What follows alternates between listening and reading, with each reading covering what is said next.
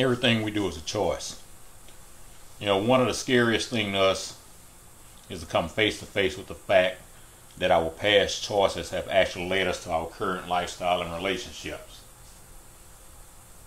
In 10 years, what will your life look like based on the choices you're making right now? You know, have you ever thought about what you really want from life? Now that you've thought about it, what else do you want? In order to attract the things into our life that we say we want, we have to start moving the mind in that direction. In order to attract a potential mate or potential business partner, we have to start to model the type of person we want to attract. Now that we have gotten that out of the way, what else do you want? I remember hearing my mentor talk about the best history lesson we could give our kids is to take them into that state or country and allow them to immerse themselves into that culture instead of reading in a book. I personally remember going into Mexico years ago with a friend and appreciating what we have in America. It allowed me to see another culture of another country. It allowed me to experience different foods. It was the first time in my life I had ever been out of the United States for any reason. Do you know what you want out of life? If you don't know what you want from life, everything seems to always be negative in your experiences. What are your dreams? Let's face it, all of us want to be happy. Happiness is different for each one of us, but we want it. What is it that you believe would make you happy? Have you actually taken the time to think about it?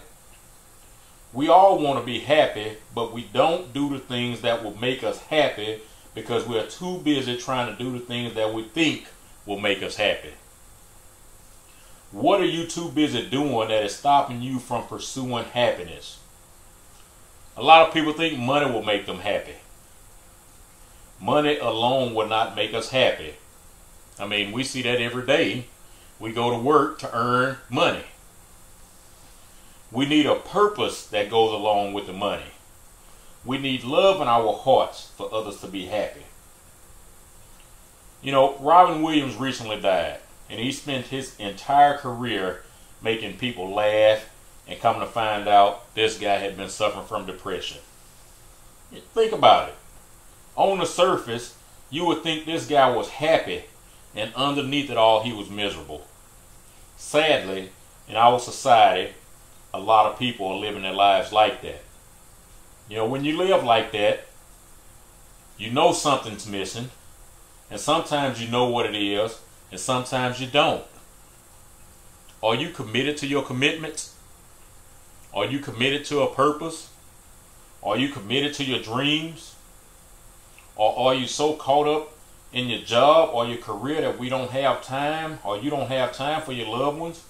Are we so caught up in those things that we even come home and we bring all of that into our home lives with us as well? You know, we get told all the time, don't bring your personal business to the job.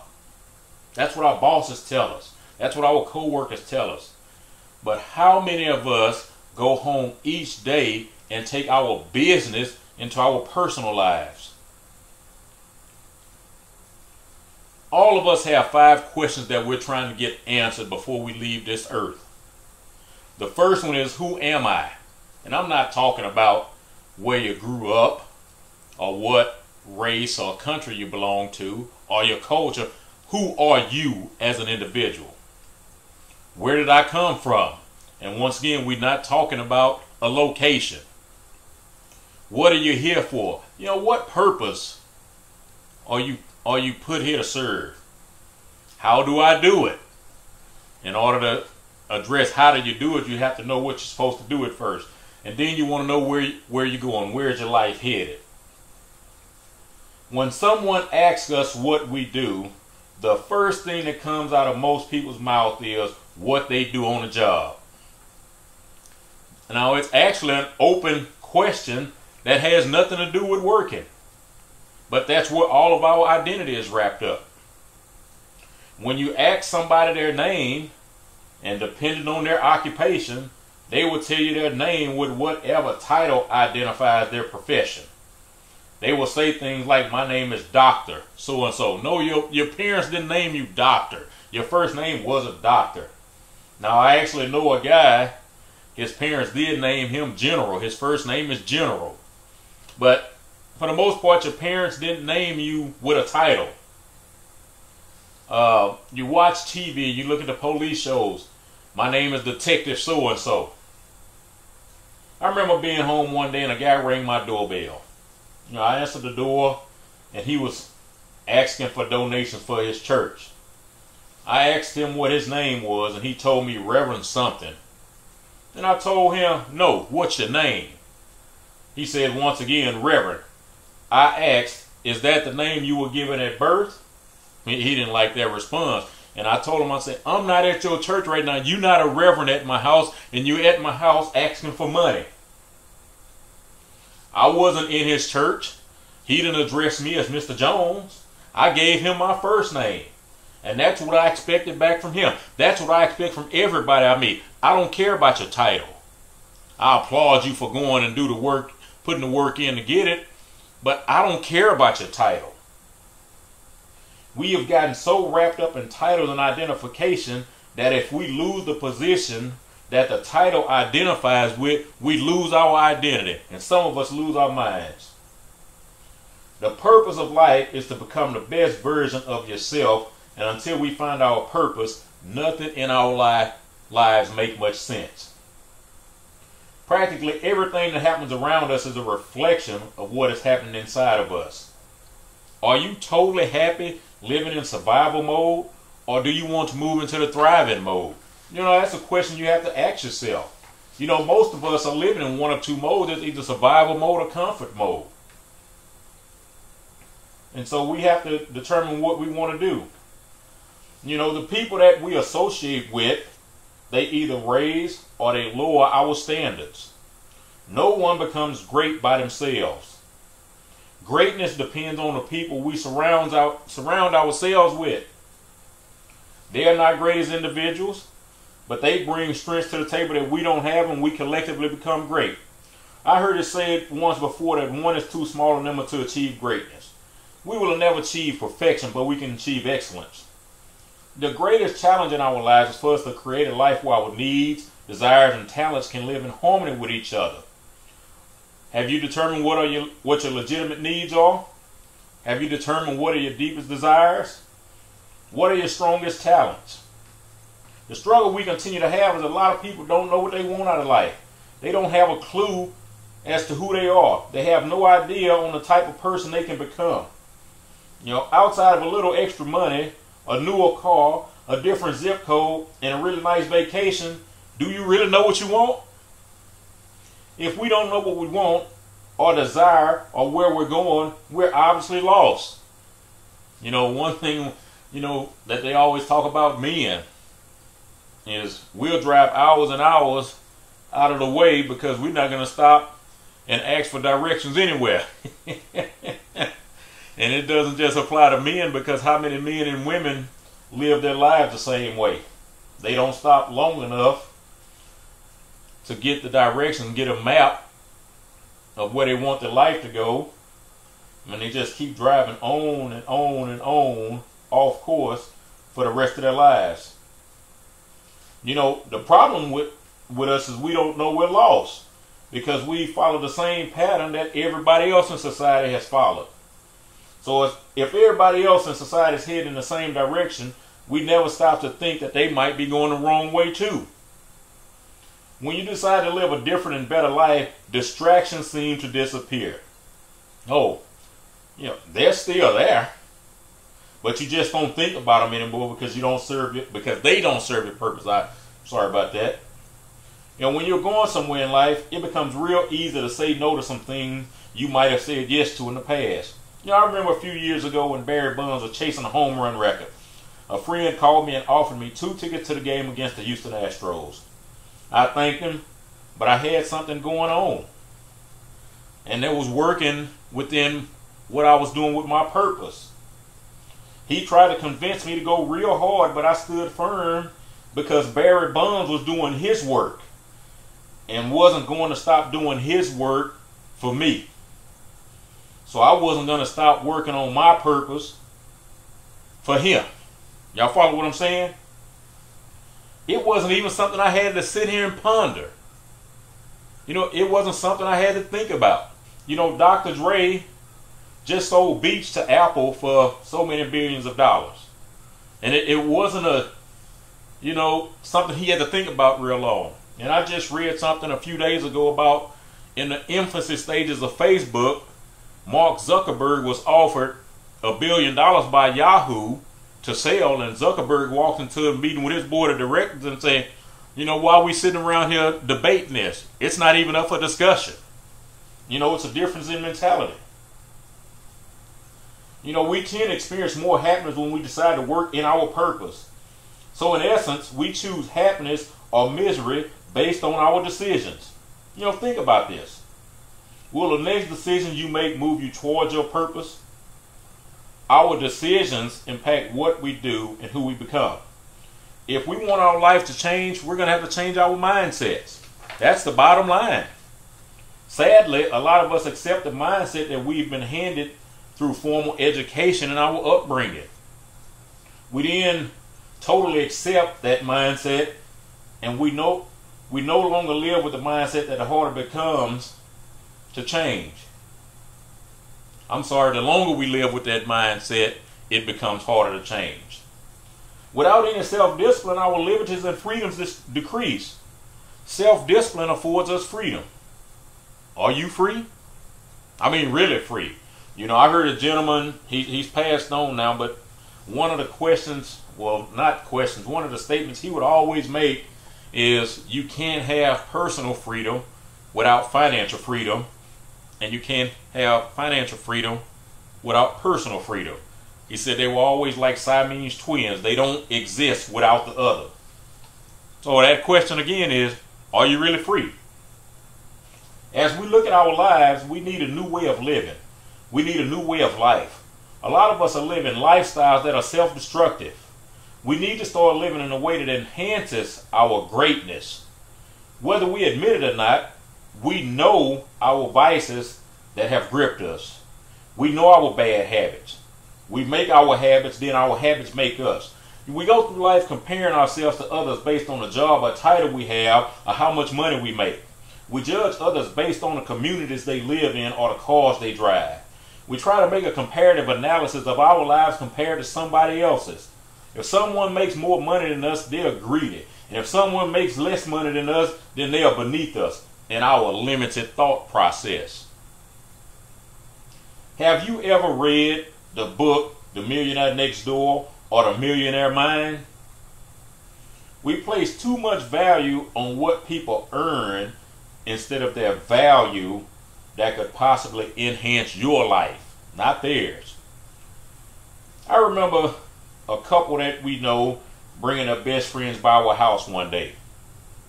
This couple that brought their friends to our home was living in a home and a community that most in society would consider was more upscale than ours.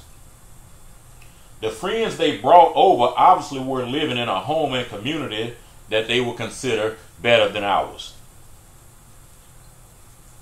They were brought over here so me and my wife could teach them some things that they didn't know. Not that we're so great. We just knew something they didn't know. The friends they brought over didn't actively listen because they felt that there was nothing that we had that they wanted, because they made a judgment call based on outer appearances. And by the time they entered the front door, they couldn't hear anything we said. Now, if their friends thought we could add some value to their lives, why didn't they? Are you suffering from the same thought process? Apparently, the couple who brought them here felt that we could teach them something. And as I mentioned, they didn't see it that way. Because we have allowed society to condition our thinking on what success is, we have become completely unaware of what we have lost or what is actually missing in our lives. We have focused so much on upping the next man that we have lost marriages, we have lost friendships, we have lost our health, and sometimes we've lost our lives. We've lost the balance in our lives a long time ago, and we have no idea how to get it back. And a lot of people will not set their egos aside to ask for help to find out where they are and where they need to go to get back just to zero. We must learn to take control of our lives back from other people. We must learn to maintain some type of balance. For years, I've heard guys say that they get quality time with their spouses and kids. I'm gonna let you in on a little secret. Your spouse and your kids don't want quality time. They want quantity time.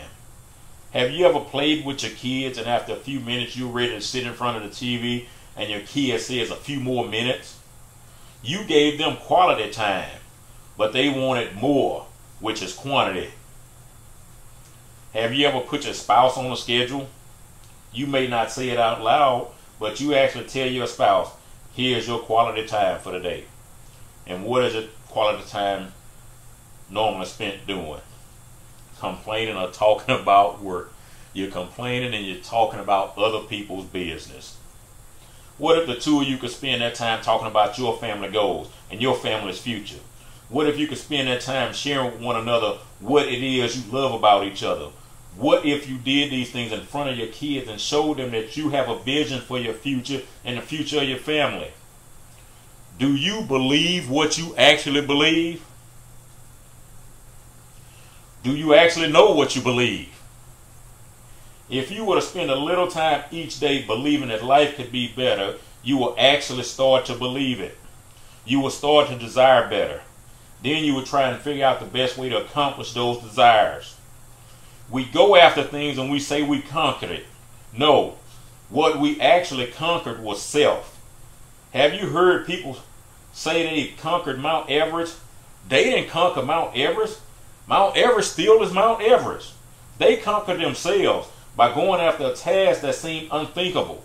They proved to themselves that they could accomplish because Mount Everest never changed. Are the things you engage in the ones that tend to make you feel good? How's that working out for you? Do your dreams inspire you to get out of bed with excitement each morning? If not, you probably need new dreams because the current ones don't motivate you. I got up this morning about 2:30. I went to bed about 10:30. You know why it's so hard for me to sleep? Because I'm working on some things and I get excited. Ideas start running through my head while I'm asleep. And then I toss and turn. I start tossing and turning while I'm asleep. And I wake up wondering why I'm tossing and turning. And then ideas start getting in my head. And I'll tell myself, well, when I get up in a few hours, I'll put those ideas on paper. But my body won't let me go back to sleep. And you know, I mentioned that I got up at 2:30 this morning, and right now, I don't even know what time it is. I think it might be 7:30 or something like that. But do your dreams inspire you to get out of bed with excitement each morning? People are walking around tired all the time. They're exhausted. They're almost zombie-like. They're living without passion or purpose. This has become a pattern for a lot of people. And in actuality, it's not a physical tiredness, it's actually a mental tiredness. Everything in our system, for the most part, through education and in a job type system, is designed for us to have our minds turned over to other people and let them control our minds. Let me ask you a question. Do you spend more time working on your outer appearance than your inner appearance? Are you putting the best articles of clothing in your mind or on your body? What are you prepared to do significantly to significantly increase the level of peace, happiness, and fulfillment in your life? What is missing in your life? If you are not able to see self as a better person, you cannot ever be that better person. Successful people constantly remind themselves of their goal every waking moment of every hour of every day. regardless of whatever field a person becomes a success in, there are certain principles that they all follow. They are constantly and consistently thinking about their goals, morning, noon, night, and in between. They refuse to allow anything to get in the way of their goals. When obstacles do show up, they find a way to go around them, under them, over them, or through them. Sometimes we call them detours. You know, success and achievement don't happen by accident. If we were to ask several people if they wanted to be successful, almost all of them would say yes. And then if you to turn around and say, what is success to you? Each of them will have a different answer to the question. Some of us want to be financially successful. Some want successful relationships. Some want a successful marriage. Some want success on the job. Some want success in their church or their spiritual life. You know, you get the idea. One thing to note, you will never be successful in something you don't enjoy. As you seek and work for success, don't forget to address you and your family's needs. That's the most important thing. We can definitely put some things on the back burner when we are in the pursuit. That's going to have to happen anyway. Don't compromise on things that are important to you to accomplish something in another area. Even though we will never be in balance totally, we can give time where it's needed. Your marriage needs time. Your kids need time. Your health and physical well-being need time. Your emotional and spiritual being needs time. We will always be unhappy working in someone else's dreams. It does not matter how great or noble their dreams are. We will never be fulfilled trying to act like we are happy for them when we have none ourselves. Again, what are your dreams? What are your desires? What are your wants? What are your talents? And what are your abilities? Notice I didn't say what are your needs, because we always find a way to address our needs. When we start to pursue our dreams and goals, we tend to figure out where our strengths lie. Likewise, we tend to figure out where our weaknesses are. When we refuse to address our weaknesses, we become accepting of mediocrity. We have to start to strengthen our weaknesses. If we are to succeed, we're going to have to address those weaknesses. I didn't say focus on them, I said address them. If you have a problem reading a book for 15 minutes minimum per day, start out and read 1 page a day and advance from there. If you cannot miss a play from an athletic event missing on TV, try missing a few series. If you tend to stay up late night, try going to sleep earlier. That's always been a problem of mine, going to sleep early. But as I mentioned, I went to bed at 10:30 last night. That's the earliest I've been to bed in a minute. But I was just tired. If you're prone to put people down, try to say nothing for a day before you start speaking words again. See, a lot of us place limitations on everything because outside influences have told us what our limitations are. You know, sometimes it's your family, sometimes it's your friend, sometimes it's the job system, sometimes it's the education system. You know, a myriad of factors can tell us what our limitations are. When we go to a bank for a loan, they tell us how much our house or car we can afford by how much they're going to limit giving us. We have to dream our dream, define our dream, visualize our dream consistently, and live our dream every day. What will it take for you to become the better person you would like to be? What you allow to dominate your mind affects your whole being. A lot of times it affects your offspring. What are your dominating daily thoughts? You might hear some people say they don't believe in anything. Just the mere fact that they say that means that they believe they don't believe something. So they believe in something. We always encounter opposition to our dreams from those with mediocre minds. You will never hear a truly successful person belittle you. They won't belittle your dreams. They won't belittle your ambition. Only small-minded people who aren't going anywhere in their lives or doing anything with their lives do those types of things. If we want to be free from criticism, the best thing we can do is nothing. If you say nothing and do nothing, that is exactly what you will accomplish.